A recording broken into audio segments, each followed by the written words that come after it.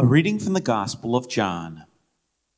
Jesus said to Nicodemus, "Just as Moses lifted up the serpent in the desert, so must the Son of Man be lifted up, so that everyone who believes in him may have eternal life. For God so loved the world that he gave his only Son, so that everyone who believes in him might not perish, but might have eternal life. For God did not send his Son into the world to condemn the world, but that the world might be saved through him. Whoever believes in him will not be condemned, but whoever does not believe has already been condemned, because he has not believed in the name of the only Son of God. And this is the verdict, that the light came into the world, but people preferred darkness to light, because their works were evil. For everyone who does wicked things hates the light and does not come toward the light, so that his works might not be exposed. But whoever lives the truth comes to the light, so that his works may be clearly seen as done in God."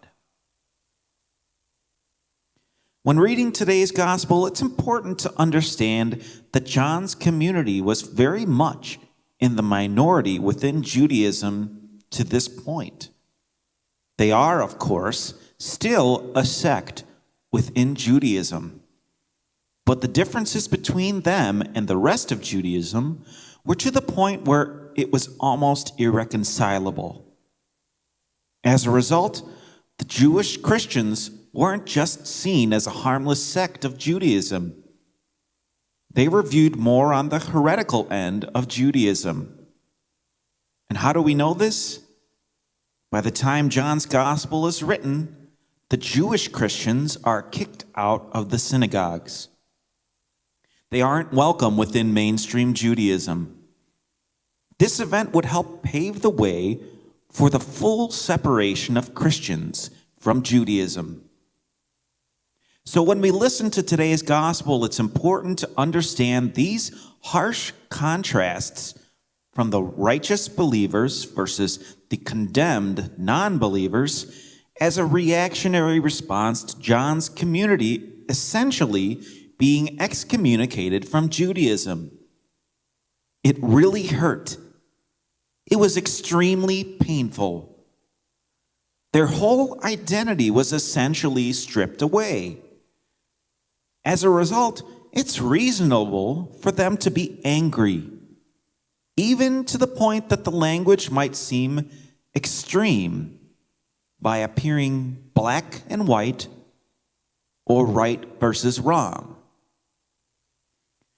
But what this passage does is provide comfort for those who are being marginalized by the rest of Judaism. With their identity being stripped away, it is the "For God so loved the world" passage which helped John's community get through a really tough time. As a result, seeing how John calls for the rest of Judaism as condemned, darkness, wicked, and not the truth helps communicate their feelings at the time. They were angry, and they had every right to feel angry. And for us, there are times when the world treats us as the minority, as Christians. We can be marginalized for going against the grain. Some of the world might even call us heretical. Maybe standing up for the truth could result in the unthinkable, being expelled from our own family. Following the truth with Christ as our guide can even result in our identity being essentially stripped away. Being a disciple of Christ can, just as it did for John's community, cause us to get angry. And there's nothing wrong with that. It's not sinful to get angry. Even Jesus got angry, especially when it came to the injustices of the world. Maybe we might use some of the same language that John used in today's gospel. But what is important through our sufferings is remaining steadfast to being a follower of Jesus, no matter what the cost.